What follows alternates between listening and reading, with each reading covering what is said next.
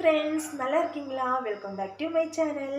இன்றைக்கி நம்ம காலிஃப்ளவர் 65 தான் பண்ண போகிறோம். நிறைய பேத்துக்கு இருக்கிற பிரச்சனை தான் காலிஃப்ளவர் 65 இல்லைன்னா காலிஃப்ளவர் ஃப்ரை பண்ணும்போது அந்த மசாலா ஒட்டுறது இல்லை, மசாலா உதிரியாக வந்துடுது, வதவதன் ஆயிடுது. அந்த மாதிரி இன்றைக்கி நான் செய்கிற மெத்தேட் படி நீங்கள் செஞ்சு பார்த்துட்டிங்கன்னா உள்ளே சாஃப்டாகவும் இருக்கும், வெளியில் கிறிஸ்பியாகவும் இருக்கும். வாங்க செய்கிறது எப்படின்னு பார்த்துக்கலாம்.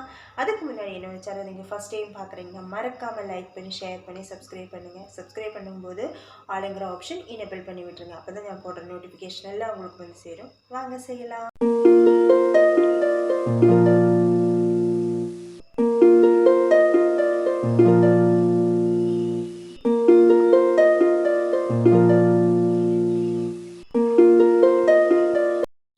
ஒரு 1/4 கிலோவுக்கு கொஞ்சம் அதிகமான காலிஃப்ளவர் எடுத்திருக்கேன். அது கழுவி க்ளீன் பண்ணி இப்படி கட் பண்ணி எடுத்துகிட்டு வந்திருக்கிறேன். ரொம்ப பெருசாகவும் கட் பண்ணாமல் ரொம்ப குட்டியாகவும் கட் பண்ணாமல் மீடியம் லெவலில் கட் பண்ணி எடுத்துக்கோங்க.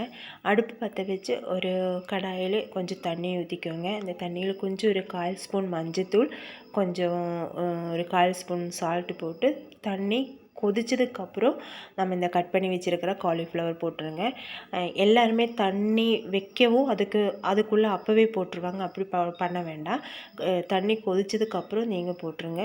அதுக்கப்புறம் ஒரு 2 நிமிஷம்தான் இந்த காலிஃப்ளவர் எல்லாம் வெந்துடும். ரொம்ப குழஞ்சி போகாமல் ஒரு மீடியம் சைஸுக்கு தான். ஆனால் நம்ம கை தொட்டு பார்க்கும்போது வெந்திருக்கணும். அதுதான் பதம். அதுக்கப்புறம் நாம் இந்த காலிஃப்ளவரை எல்லாம் வேறு பவுலுக்கு மாற்றி நல்லா தண்ணி வடிகட்டி எடுத்து வச்சிடலாம். நம்ம இதுக்கு தேவையான மசாலா என்னென்னு பார்த்துக்கலாம். 1 டேபிள் ஸ்பூன் வரமிளகாய் தூள் போட்டிருக்கேன். 1 டேபிள் ஸ்பூன் சிக்கன் தூள், இல்லைன்னா மட்டன் தூள் உங்கள்கிட்ட இருந்தால் அப்போ எதுவாக இருந்தாலும் பரவாயில்ல, 2 ஆப்ஷன் தான். சிக்கன் இல்லைன்னா மட்டன் போட்டுருங்க. அதுக்கப்புறம் ஒரு 1/4 ஸ்பூன் மஞ்சள் தூள் போட்டு ஒரு 2 டேபிள் ஸ்பூன் கார்ன்ஃப்ளவர் மாவு போட்டிருக்கிறேன்.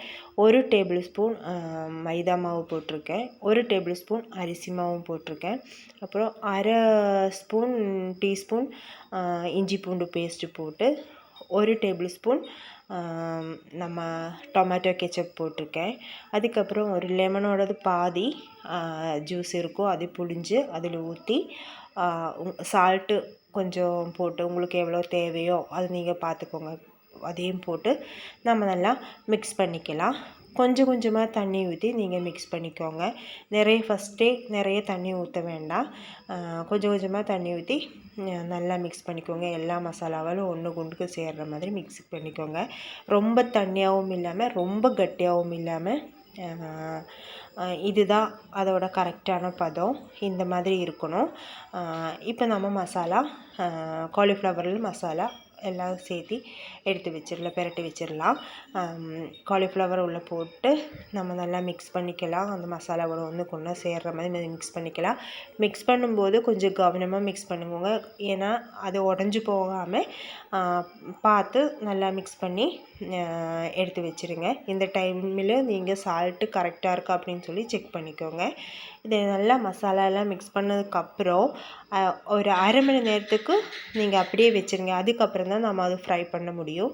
இதில் அட்லீஸ்ட் உங்களுக்கு டைம் இல்லை அப்படின்னா ஒரு 15 நிமிஷத்துக்காவது நீங்கள் வச்சதுக்கப்புறம் மட்டும்தான் நீங்கள் ஃப்ரை பண்ணால் தான் அது நல்லாயிருக்கும். அவ்வளோ டேஸ்ட்டாகவும் இருக்கும். ரொம்ப ஒரு சாஃப்ட் அண்ட் கிறிஸ்பியாக வரும் உங்களுக்கு. அதுக்கப்புறம் அடுப்பு பற்ற வச்சு ஒரு கடாயில் உங்களுக்கு விருப்பமான எந்த ஆயிலாக இருந்தாலும் பரவாயில்ல. நான் சன்ஃப்ளவர் ஆயில் தான் நான் யூஸ் பண்ணியிருக்கேன். அதையும் போட்டு ஆயில் கொஞ்சம் சூடாகவும் நம்ம இந்த மிக்ஸ் பண்ணி வச்சுருக்கிற காலிஃப்ளவர் மசாலாவை நம்ம ஒவ்வொன்றா அதுக்குள்ளே போட்டுடலாம். போட்டு இடையில் பார்த்திங்கன்னா ஃபஸ்ட்டு ஹை ஃப்ளேமில் நம்ம போடும்போது ஹை ஃப்ளேமில் போட்டு அப்புறம் லோ ஃப்ளேமில் வச்சுடுங்க அடுப்பு. அதுக்கப்புறம் நம்ம திருப்பி போட்டுடலாம். அதுக்கப்புறம் நான் ஒரு கொத்து கருவேப்பிலை போட்டிருக்கேன். அதுக்குள்ளே நல்லா ஃப்ரை ஆகட்டும். அந்த கருவேப்பிலை அதுக்குள்ளே போட்டு நம்ம ஃப்ரை பண்ணும்போது ஒரு நல்லொரு ஃப்ளேவர் கிடைக்கும். கருவேப்பிலை ஃப்ளேவர் அந்த இதுவும் சேர்ந்து நம்மளோட காலிஃப்ளவர் 65 நம்ம எடுத்து சாப்பிடும்போது அப்படி ஒரு டேஸ்ட்டாக இருக்கும். மனமே அவ்வளோ நல்லாயிருக்கும். நம்ம ரெஸ்டாரண்ட்கெல்லாம் பக்கம் போனால் எப்படி ஒரு வாசம் இருக்கும், அந்த மாதிரி வாசம் தான் வரும். இப்போ நாம் காலிஃப்ளவர் எல்லாம் ஃப்ரை ஆயிடுச்சு, நல்லா ஃப்ரை ஆயிடுச்சு. நாம் எடுத்து சர்வ் பண்ண வேண்டியதாக. பார்த்தீங்கன்னா உள்ளே சாஃப்டாக இருக்கும், வெளியிலே கிறிஸ்பியாக இருக்கும். எப்போவுமே இந்த 65 எல்லாம் காலிஃப்ளவர் 65 எல்லாம் பண்ணும்போது சூடாக சாப்பிட்றதுக்கு தான் நல்லாயிருக்கும். வச்சு சாப்பிட்றதுக்கு எப்போவுமே நல்லா இருக்காது. கொஞ்சம் நேரத்துக்கு அப்புறம் வதன்னு போயிடும். நீங்களும் ட்ரை பண்ணி பார்த்து எப்படி இருக்குதுன்னு சொல்லுங்கள்.